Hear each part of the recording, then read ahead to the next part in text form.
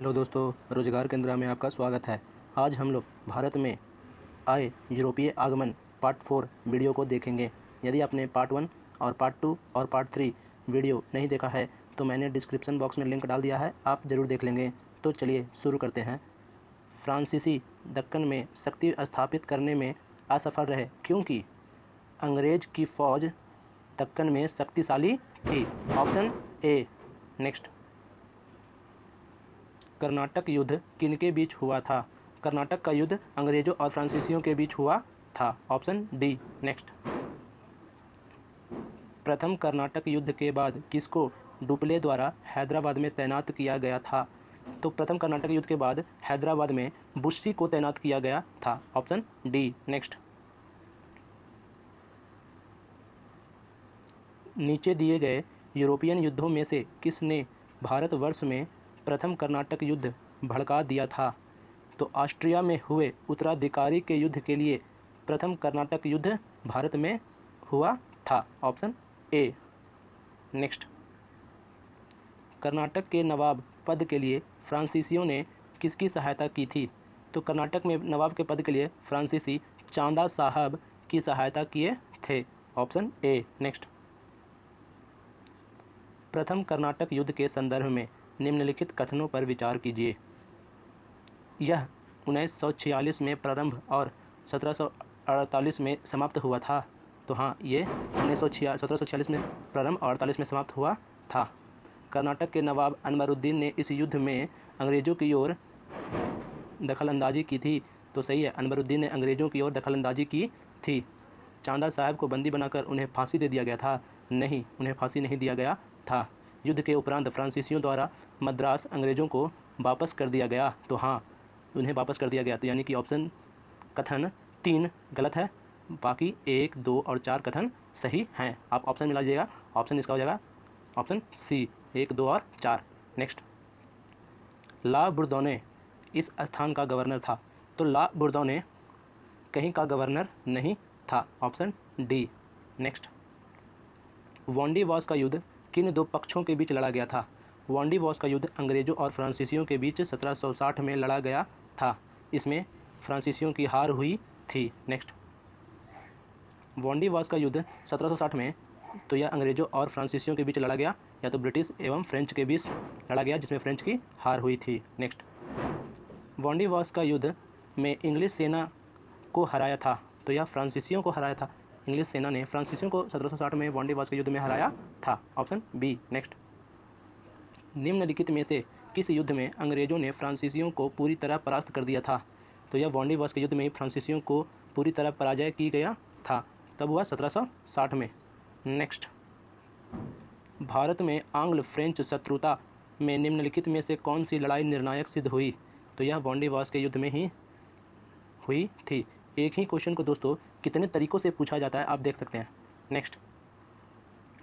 निम्नलिखित युद्धों में से किस एक ने भारत में फ्रेंच के भाग्य को निर्णय कर दिया था? तो वही क्वेश्चन है दोस्तों कि वांडीवास के युद्ध में फ्रेंच के भाग्य को निर्णायक कर दिया था। Option D. नेक्स्ट। इसके साथ भारत में ब्रिटिश फ्रांसीसियों की चुनौतियों का अंत हुआ। तो फ्रांसीसियों का अंत वांडीवास के युद्ध में हुआ था। नेक्स्ट। उस फ्रांसीसी सेनापति का नाम बताएं जो 1760 के वांडीवास युद्ध में पराजित हुआ था। तो वह था काउंट लाली। काउंट लाली जो पराजित हुआ था वांडीवास के युद्ध में। नेक्स्ट। निम्नलिखित में से कौन सा यूरोपियन व्यक्ति था जिसने भू क्षेत्र अर्जित करने के लिए उद्देश्य से भारतीय राजाओं के झगड़ों में भाग लेने की नीति आरंभ की थी? तो यह था डुप्ले। Option A. नेक्स्ट। भारत में यूरोपीय शक्तियों के प्रवेश के संदर्भ में कौन सा कथन सही नहीं है? तो यह पुर्तगालियों ने 1499 में गोवा को कब्जा किया था। तो ये गलत है। पुर्तगालियों ने 1510 में गोवा को कब्जा किया था। बाकी सभी कथन सही हैं। अंग्रेज़ों ने अपना पहला कारखाना दक्षिण भारत के मछलीपट्टनम में लगाया। पूर्वी भारत में अंग्रेज़ों कंपनी 1633 ईस्वी में उड़ीसा में पहला कारखाना लगाया। डुप्ले के नेतृत्व में फ्रांसीसियों ने 1746 में मद्रास को कब्जा कर लिया। तो ये तीनों कथन सही हैं। Option B. नेक्स्ट। निम्नलिखित कथनों में से कौन सही है? डचों ने पुर्तगालियों को पराजित किया और आधुनिक कोची को उन्होंने फोर्ट विलियम्स का निर्माण किया। तो हाँ, ये सही है, बाकी कथन असत्य हैं। नेक्स्ट, सूची 1 को सूची 2 से मिलान करें। पांडिचेरी, तो पांडिचेरी को किसने स्थापित किया था? तो पांडिचेरी में प्रथम बार फ्रेंच स्थापित हुए थे। गोवा पर, तो गोवा को पुर्तगालियों ने स्थापित किया था। ट्रैंकोवार, तो ट्रैंकोवार को डेनिश ने स्थापित किया था और मद्रास को डच ने स्थापित किया था। आप इसका आंसर मिला लीजिएगा, इसका आंसर हो जाएगा ऑप्शन बी। नेक्स्ट, सूची 1 को सूची 2 से मिलान करें। फोर्ट सेंट डेविड, तो यह कुन्नौर या तो कुडलौर में था। फोर्ट विलियम यह बंगाल में था। सेंट फोर्ट जॉर्ज यह मद्रास में था और फोर्ट लुई यह पांडिचेरी में अवस्थित था। तो इसका आंसर हो जाएगा दोस्तों ऑप्शन सी। नेक्स्ट, निम्नलिखित में से कौन सुमेलित है? तो वॉन्डीवॉस का युद्ध फ्रांसीसी के विरुद्ध ईस्ट इंडिया कंपनी के द्वारा हुआ था, जिसमें फ्रांसीसियों की हार हुई थी। बक्सर में रॉबर्ट क्लाइव नहीं था। जालियांवाला बाग हत्याकांड ये हाल में ही, ये गलत है दोस्तों, ये 13 अप्रैल को अमृतसर में हुआ था। नेक्स्ट, सूची 1 को सूची 2 से मिलान कीजिए। कर्नाटक युद्ध, तो यह कर्नाटक युद्ध प्रथम कर्नाटक युद्ध में एलासापल के संधि के तहत समाप्त हुआ था। तृतीय कर्नाटक युद्ध, तो तृतीय कर्नाटक युद्ध में पेरिस के संधि के तहत यह समाप्त हुआ था। द्वितीय कर्नाटक युद्ध, तो यह अनिर्णायक हुआ था। और प्रथम मैसूर युद्ध, तो यह ब्रिटिश की हार हुई थी मैसूर युद्ध में। टीपू सुल्तान के पिता ने ब्रिटिश को हराया था प्रथम मैसूर युद्ध में।